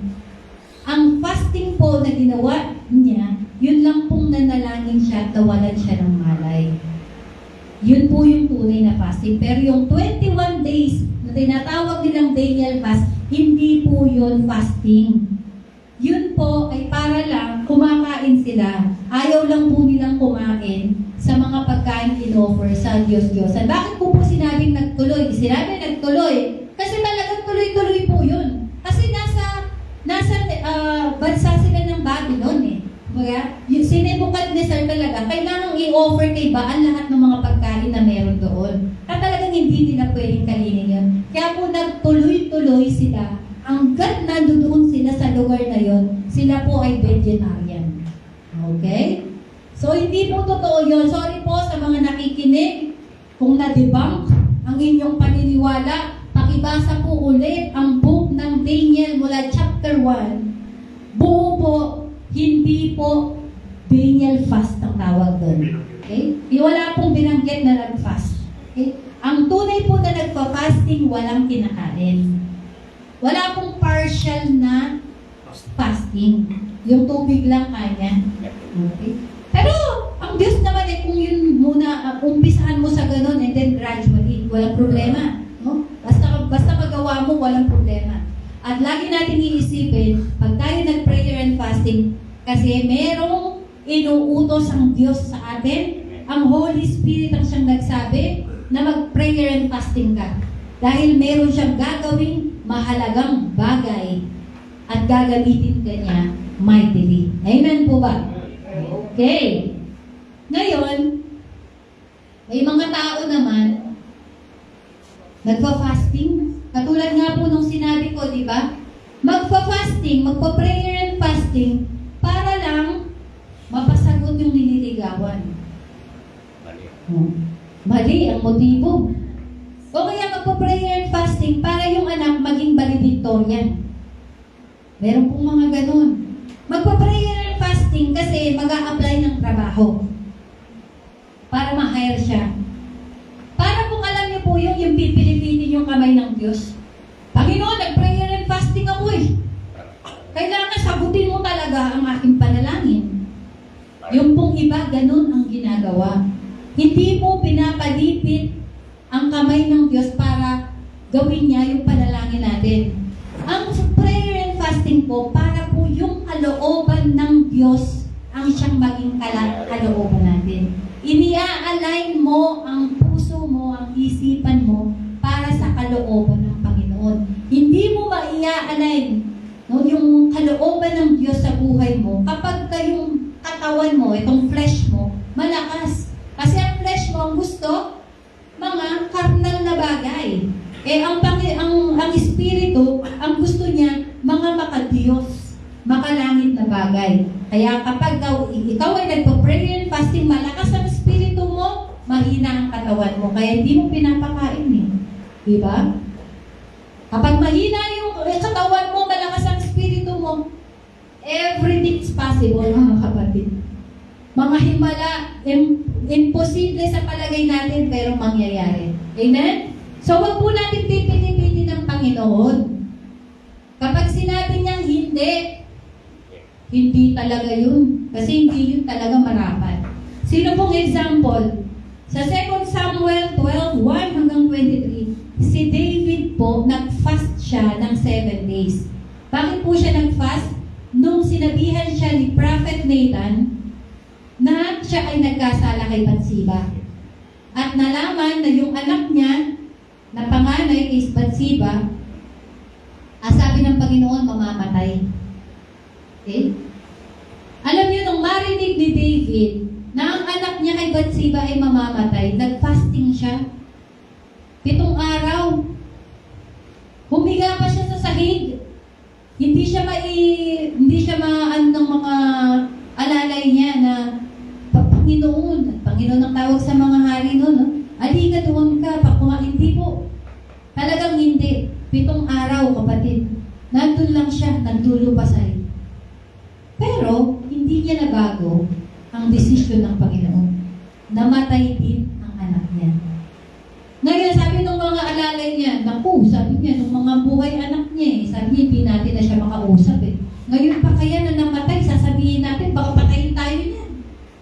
Sabing ganun. Pero nung nakita po ni David na nag-uusap-usap, ang sabi niya, anong pinag-uusapan ninyo? Patay na ba ang anak ko? Opo, patay na. Alam mo ginawa niya? Naligo na siya, kumain na siya, at nag-rejoice siya. Dapat po ganun tayo. Kapag hindi sinagot ng Panginoon, sa pamamagitan ng prayer and fasting, tanggapin natin na hindi yun ang kalooban ng Diyos. Kasi pag kalooban ng Diyos, walang balakid. Ang kapangyarihan niya, mararanasan natin. Amen po ba? Okay. So, masipag na tayong mag-prayer, no? Tapos, pag-practice tayong mag-fasting para higit na kapangyarihan. Okay. Sabi sa James 4:3, at tulad ni David, bagaman maganda naman yung kanyang intention na mabuhay yung kanyang anak, hindi sinagot pero tinanggap niya. Bakit daw po hindi sinasagot ang mga panalangin? Ang sabi sa James 4:3, you ask and do not receive because you ask with wrong motives. So that you may spend what you request on your pleasure. Ayun. So alam na po natin ha, yung prayer natin, kapag ang motibo natin ay hindi maganda, at para pleasure lang ba? Once in dito. Lord, gusto ko ng malaking sahod kasi bibili ako ng MK na ba? Ng Louis Vuitton na ba? Okay? Lord, gusto ko ng malaking sahod kasi bibili ko ng OD. Okay? Pero yung kapitbahay mo, hindi mo lang mabigyan ng 1 kilong karne. Nakikita mong nagugutom. Okay? Yun po yung mga maling motibo. So makikita natin, bakit hindi sinasagot ng Panginoon, i-check po natin ang puso natin, mali pala yung motibo. Okay?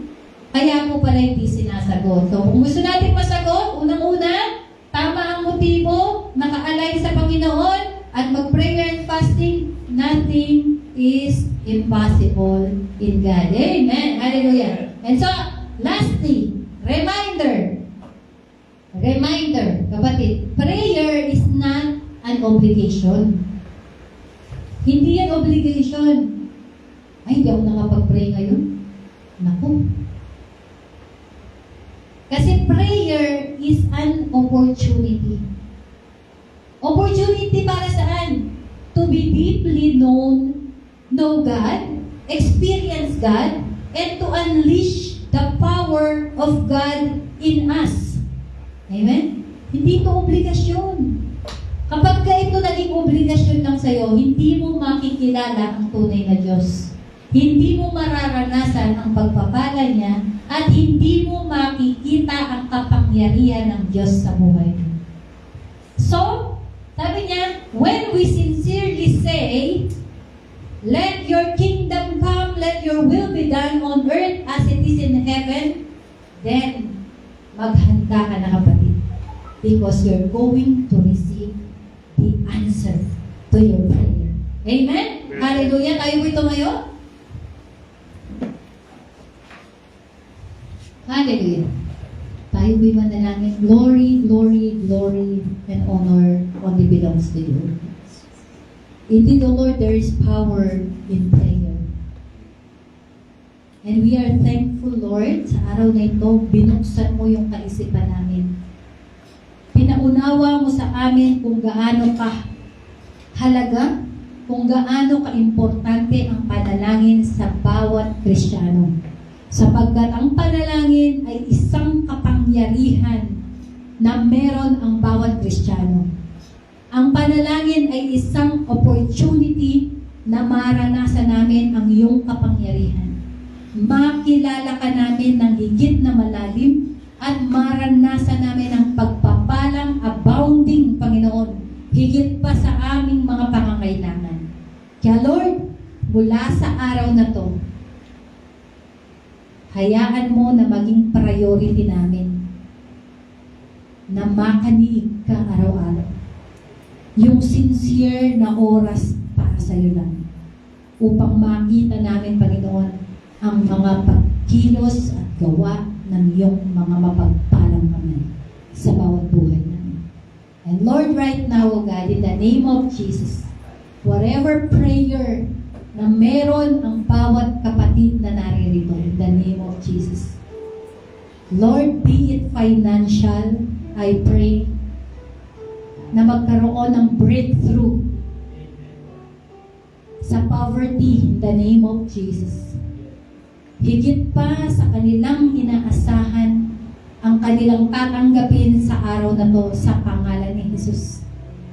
Lord, sila'y tatanggap ng higit na pagpapala, ng higit pa sa kanilang pangangailangan upang meron pa silang maitulong sa iglesia at sa kanilang mga pamilya in the name of Jesus. Lord, sa oras na to, Panginoon, pinapalaya mo sa pamamagitan ng iyong kapangyarihan ang lahat ng pusong nasaktan in the name of Jesus. Ang lahat ng pusong napatagal sa lahat ng problema, sa lahat ng mga suliranin na meron. Mga hindi pagkakaunawaan sa pamilya, hindi pagkakaunawaan ng mga relationship mag-asawa, ng mga magulang sa anak. Sa oras na to, sa pangalan ni Jesus, pinapalaya mo ang lahat ng mga puso, sa lahat ng mga agam-agam, sa lahat ng worry, sa lahat ng pagdududa. Sapagkat, Panginoon, meron kang kayang gawin sa buhay namin. Meron kang kayang gawin sa sitwasyon namin. Lord, kaya mong ayusin ang mga estado namin sa aming mga trabaho. Lord, you can provide visa in the name of Jesus.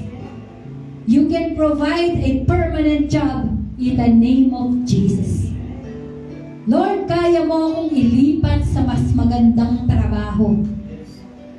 Lord, kaya mo akong bigyan ng kalakasan ng parang agila upang magawa namin ang mga trabaho namin na sa akala namin ay hindi namin kakayanin. Panginoon, kaya mo kaming bigyan ng katalinuhan na katulad ng talino mo upang magampanan namin yung mga trabaho namin. Lord, kaya mong baguhin ang puso namin, Panginoon. Sa pangalan ni Jesus, yung pusong bato na hindi kayang magpatawad, Lord, sa oras na ito, ay hinihipo mo na. And you are setting us free from every hatred, sa lahat ng galit, sa lahat ng pagkamuhi, sa lahat ng kalungkutan sa pangalan ni Jesus. Lord, pinapalaya mo kami sa malalim na galit, sa lahat ng poot na itinanim namin,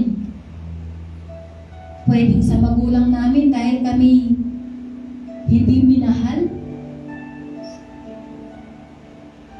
ng pare-pareho dahil may paborito si nanay o si tatay. Lord, pinapalaya mo na kami sa oras na to. At sa oras na to, Panginoon, tinuturuan mo kaming magpatawad. Lumaya sa masamang mga experience namin ng aming mga kabataan.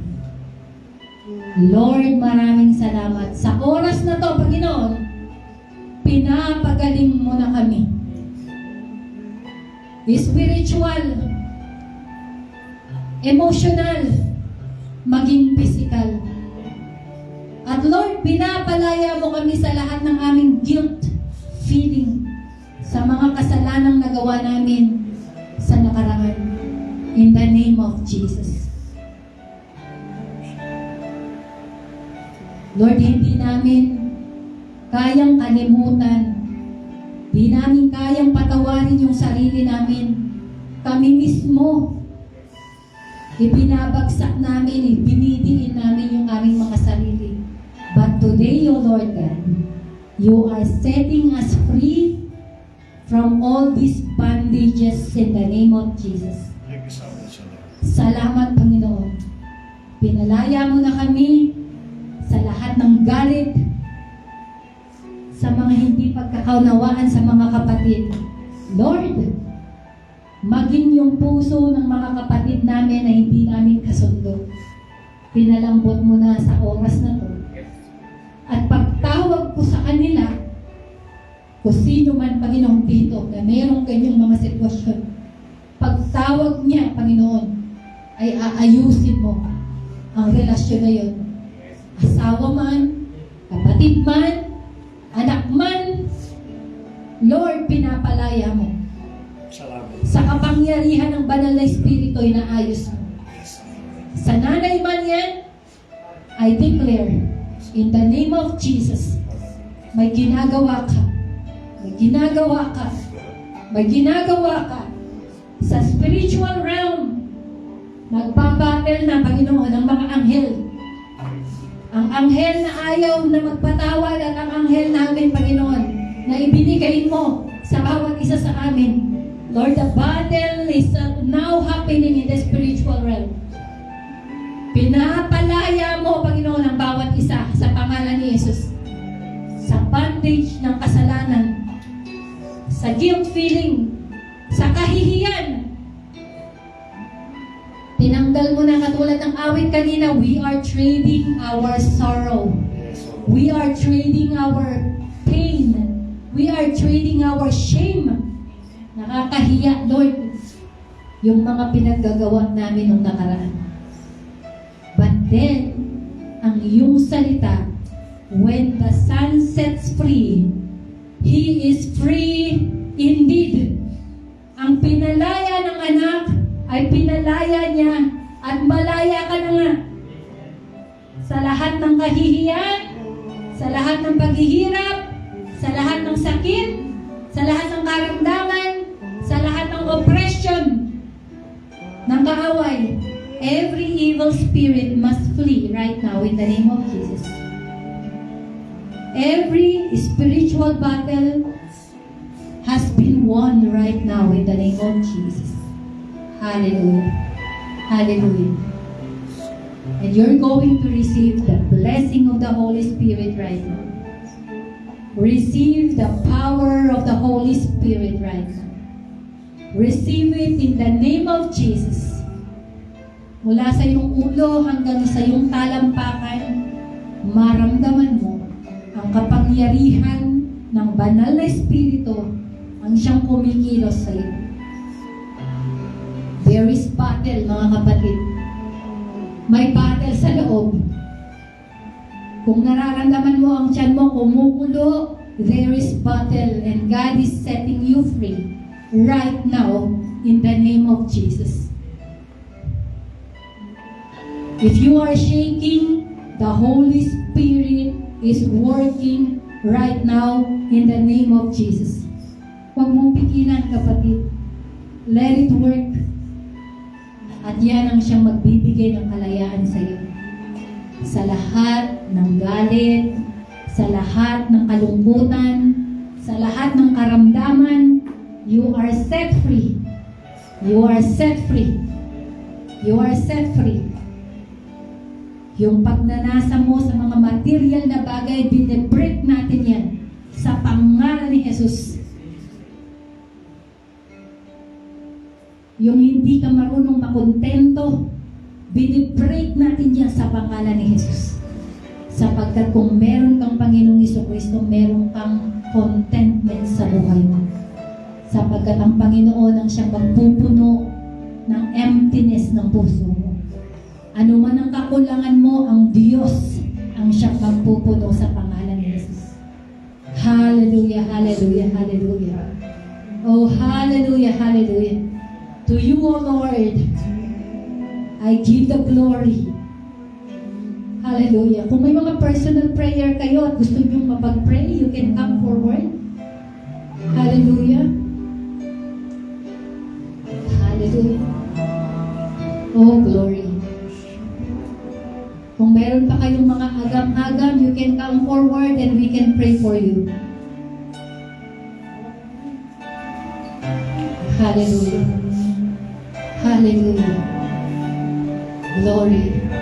Meron pa kayong gustong ma-set free kayo, just come forward. Huwag kayong mahiya.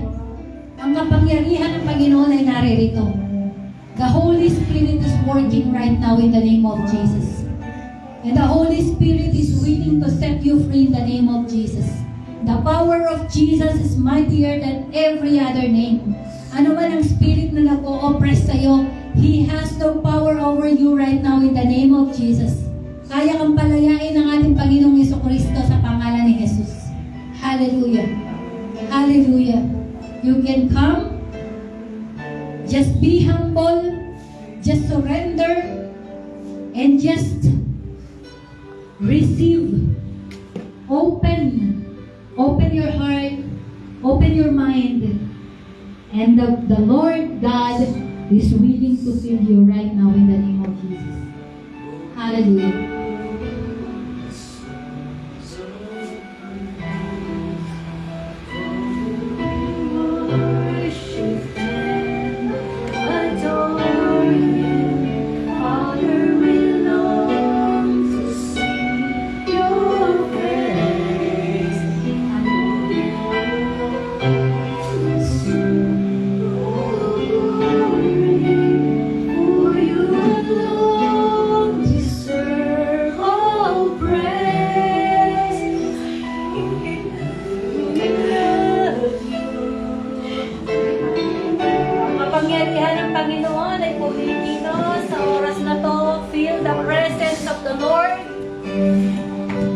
Walang ibang makapangyarihang pangalan kundi ang pangalan ng Panginoong Jesucristo.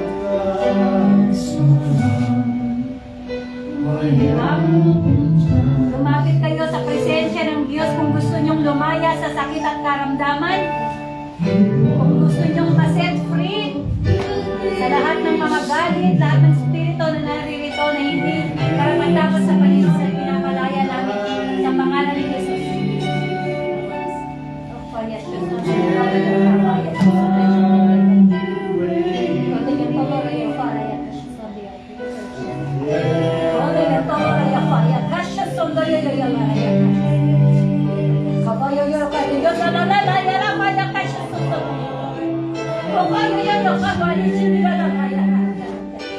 Oh Jesus, Jesus, Jesus, oh Jesus, Jesus, oh glory.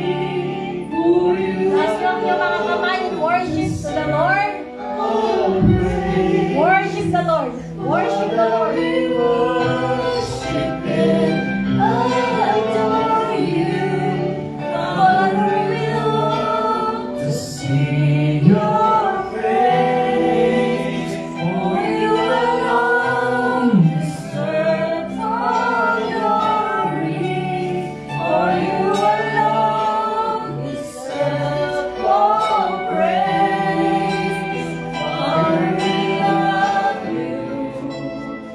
And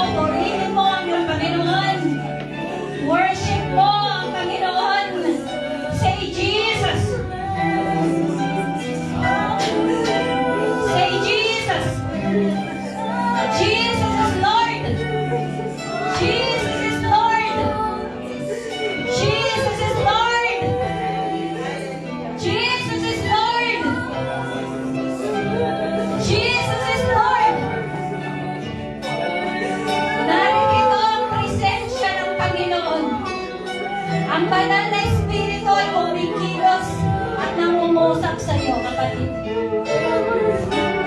Huwag mong pigilan. Open your heart. Open your heart unto Jesus.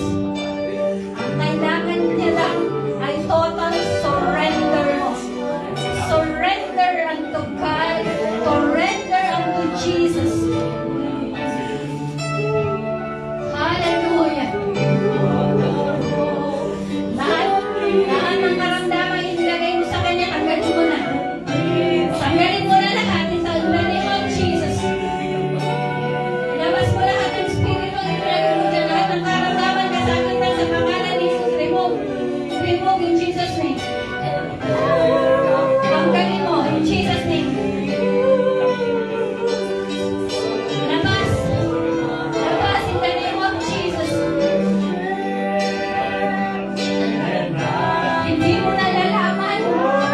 The evil spirit is trying to steal your joy.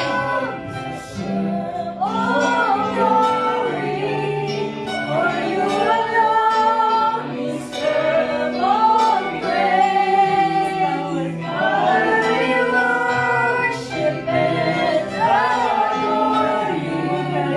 For you alone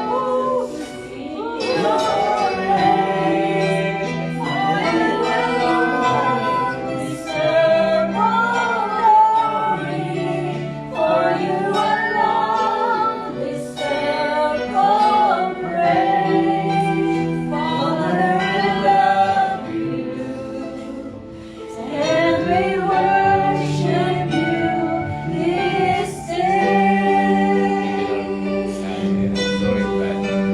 Say Jesus. Jesus. Jesus is Lord. Say Jesus. Sabihin mo Jesus. Jesus. Jesus is Lord. Jesus is Lord. Jesus is Lord. Jesus is Lord. You are defeated. You are defeated. Because Jesus has won it all. Sapagkat ang Panginoon nanalo na 2,000 years ago. Yes. Jesus is Lord. Jesus is Lord. Hallelujah. Hallelujah. Hallelujah. Jesus is Lord. Jesus is Lord. Continually declare Jesus is Lord. Sapagkat ang pangalan ng Panginoon ay merong kapangyarihang magpalaya. Sa pangalan ni Jesus, merong kagalingan. Sa pangalan ni Jesus, merong kalayaan. Sa pangalan ni Jesus,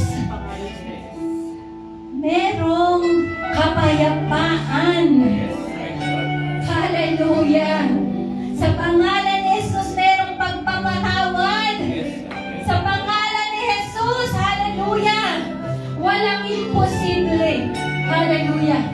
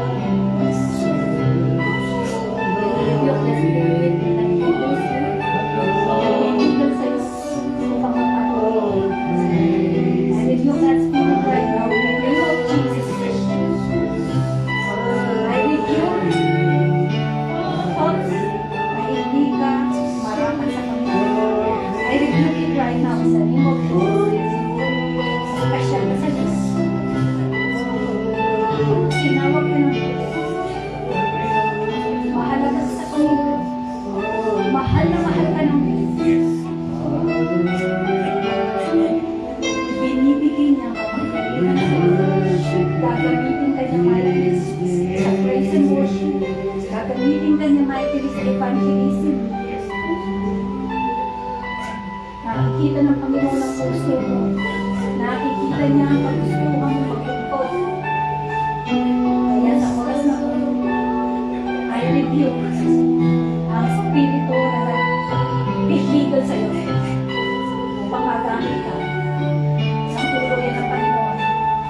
right now in the name of Jesus. The spirit of condemnation na nagsasabi sa mga kasalanan ng mga babae, I rebuke it right now in the name of Jesus. Nire-rebuke at pinuputol ko ang kapangyarihan ng witchcraft sa buhay. Yes. Kapangyarihan ng lola mo sa buhay. Ng pamilya mo sa buhay. Pinuputol ko ang kapangyarihan ng iyong nakaraan sa buhay mo. Sa pangalan ni Jesus.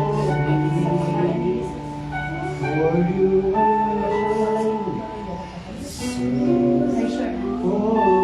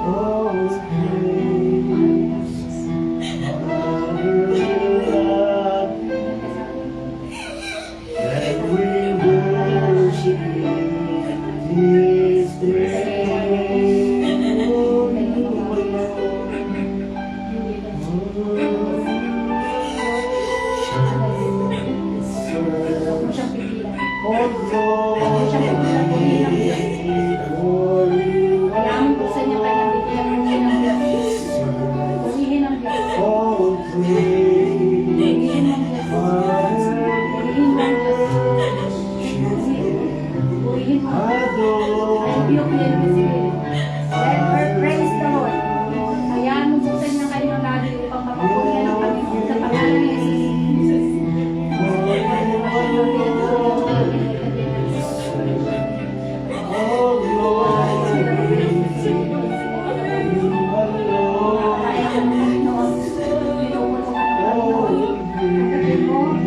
ang kapangyarihan ng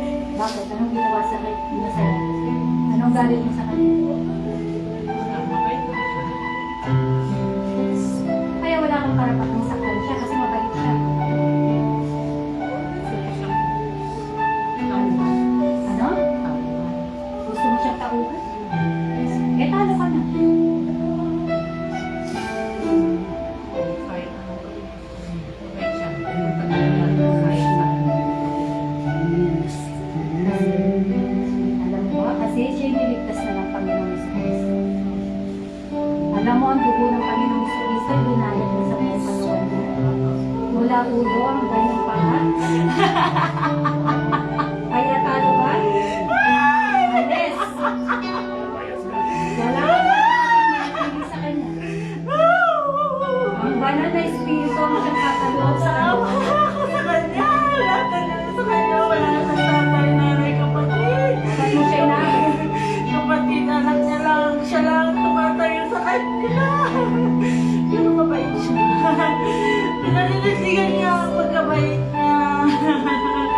Dahil mahal siya ng Diyos. Mabait siya kahit saan siya pumunta. Ginagawa siya, binubuli siya. I rebuke the spirit of resentment in Iniiwan the siya name of pala. Jesus. Iniiwan siya pala. I rebuke the spirit of resentment. Meron siya. I rebuke the spirit of Kapalit sa resentment. mga mababait na tao. I rebuke the spirit of resentment in the name of Iniiwan niya yung mga kaibigan niya na nabubuli sa kanya. Tumingin ka sa akin. Huwag kang magtago. Espiritu ng resentment. Huwag kang magtago sa nakaraan. Tumingin ka sa akin, sabi ko. Tumingin ka sa Panginoong Jesucristo. Sa presensya niya. Hindi mo kaya? Anong pangalan mo? Anong pangalan mo? Hindi mo alam pangalan mo? Hindi mo alam pangalan mo? Susunod. Pangalan niya. Sino ka? Sino ka? Jimmy! Asawa niya. Ah, I rebuke Jimmy in the name of Jesus. You don't have the power and authority over Ate Rhea. In the name of Jesus. Jimmy! Alam niya kung pabalikin sa kanya. Kasi nagkasala ako sa kanya. Nagkasala ako ng babae ako. Kawawang mag-ina ko. Iniwan ko sa... Nag-isita sa... I rebuke. Jimmy! Ginamit ko ba yung picture?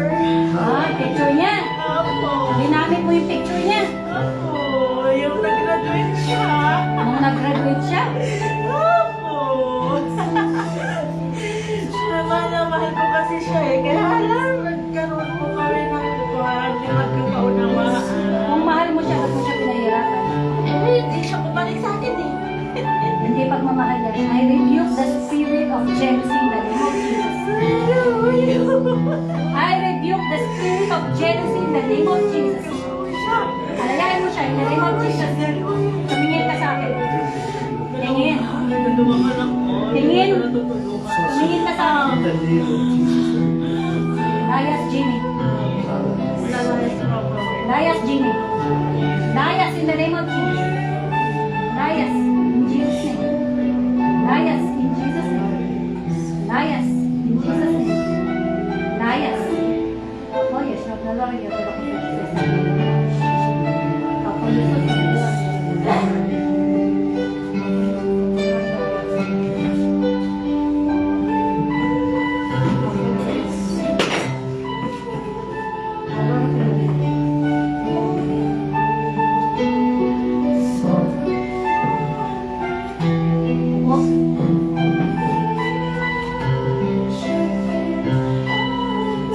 Titigilan mo na siya? Tingin.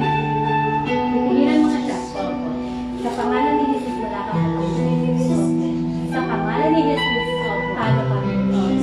Labas. In the name of Jesus. I rebuke every witchcraft in the name of Jesus. Labas in the name of Jesus. Labas in the name of Jesus. Lahat. Lahat ng inilagay mo sa katawan niya, tanggalin mo. In the name of Jesus. Lahat tanggalin mo. Lahat ng karamdaman, sakit na inilagay mo sa kanya, tanggalin mo in the name of Jesus. Wala nga pa, tanggalin mo. Wala kang marapatan, wala kang makapangyarihan sa buhay niya, sa pangalan ni Jesus. Tanggalin mo lahat. Wala kang titira sa pangalan ni Jesus. Inutusan kita, tanggalin mo lahat in Jesus' name. In Jesus' name. Huwag na ito, kaya nakapagod sa pagkita. Labas! Labas! Lahat! Ilabas sa pangalan ni Jesus. In Jesus' name. In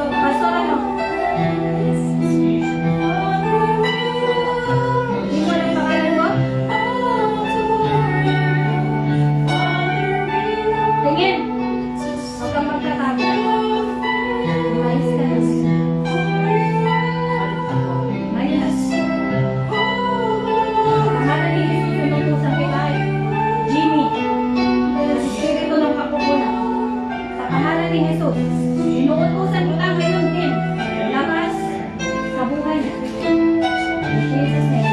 In Jesus' name. Labas. Labas. Labas.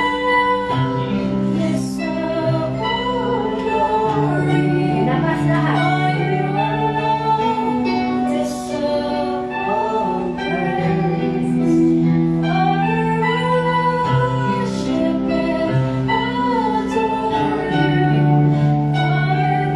Attention, sing.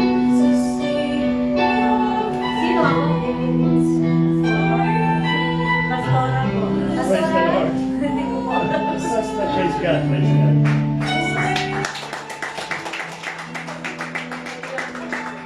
Nakakayo ako. Bakit ka naiyak? Asan ko ako? Dito po ako sa kapilya.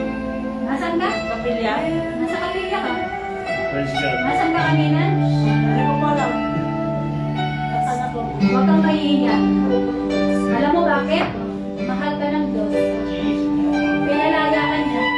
Pinagaling ka niya.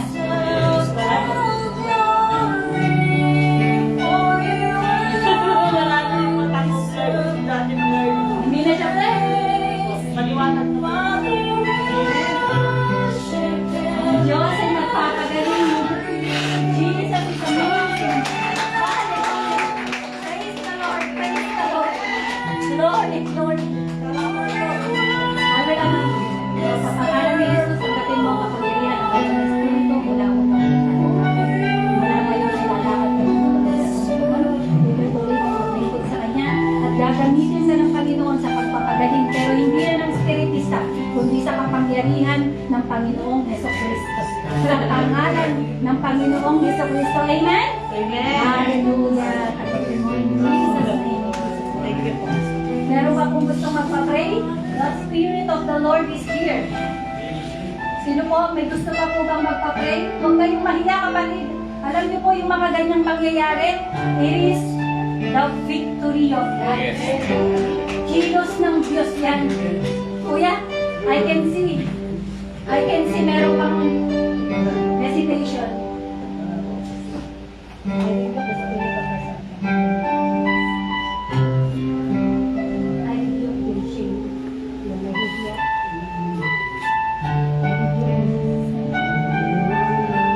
Ever desire na puso mo magkakaroon ng Panginoon. Hindi nagtatabi na kung kakapagod ka pa rin mismo ang magkakaroon. Sa pag-gusto ng Panginoon, nakita mo Panginoon. Gusto ng Panginoon, nakita mo ang dakilang gawa ng Panginoon. Alam mo ba, special ka sa Panginoon. Alam mo bang hindi ka sa iyasa? Ano man ang katagan mo, hindi ka isip. Tinatawag ka niya. Isipin ka ng bagay mo. Pagpapalaki. Hindi ay yung kasabihan mo, habang hindi ka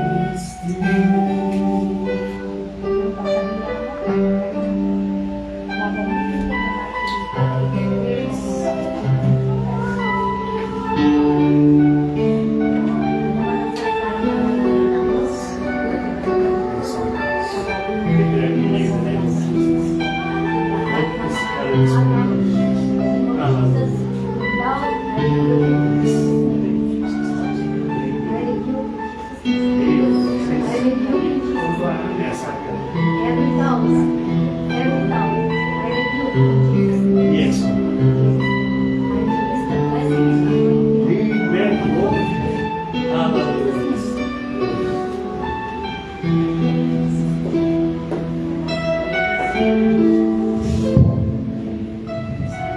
Meron pa po, ate. Never shy away. Sabi kanina ni ate, nakakahiya. Hindi po nakakahiya na ipagmalaki ang pagmamahal ng Diyos Amen. sa bawat buhay natin. Hindi po nakakahiya na dati tayong makasalanan, pero pinatawad na tayo ng ating Panginoong Hesus Kristo. Amen. Amen. Na dati tayong oppressed ng mga evil spirit dahil sa mga nakaraan natin, pero pinalaya na tayo ng Panginoong Hesus Kristo. Amen. Amen. Dati tayong magagalitin, dati tayong hindi marunong magpatawad, pero pinalaya na tayo ng ating Panginoong Amen. Hesus Kristo. Amen. Dati tayong mga puro na lang mga saya sa buhay. We are Amen. victorious. Pero ngayon, ang Panginoon, hindi ka magiging kumpleto at hindi ka magiging masaya pag hindi ka lumapit sa Panginoon. Amen ba? Amen. Hallelujah. Huwag mong pigilan, Panginoon. Ang joy mo sa Panginoon. Yung pagpupuri mo sa Panginoon. Nakita niyo ang kilos ng Diyos. Hindi natin malilimitahan ang kapangyarihan ng Panginoon. Kung nangyari sa Book of Acts, mangyayari sa iglesyang ito ang kapangyarihan ng Diyos. Amen? Amen. At tayo darami. At hindi tayo titingin sa number. 3 tayo, 4 tayo. Ilan tayo ngayon dito? Ang Panginoon ay kasama natin. Yun ang pinakamahalaga. Ang presensya ng Diyos ay kasama natin. Amen. Hallelujah. Muli, O Lord, sa iyo namin itinitiwala ang lahat ng bagay. Let continuous working of the Holy Spirit ang siyang manatili sa bawat puso namin in the name of Jesus. Continually free us, so set us free from every bondages, Panginoon, mga character, Panginoon, na hindi namin matanggal. We rebuke O God in the name of Jesus. At nagsusurrender po kami sa iyong kapangyarihan at nagpapakumbaba kami sa iyong dakilang katan. Sa iyo, Panginoon, itinatas namin ang lahat ng bagay at pinagpapasalamat ang dakila mong pag-ibig at ang dakila mong pagliligtas. Salamat in Jesus' name. Amen.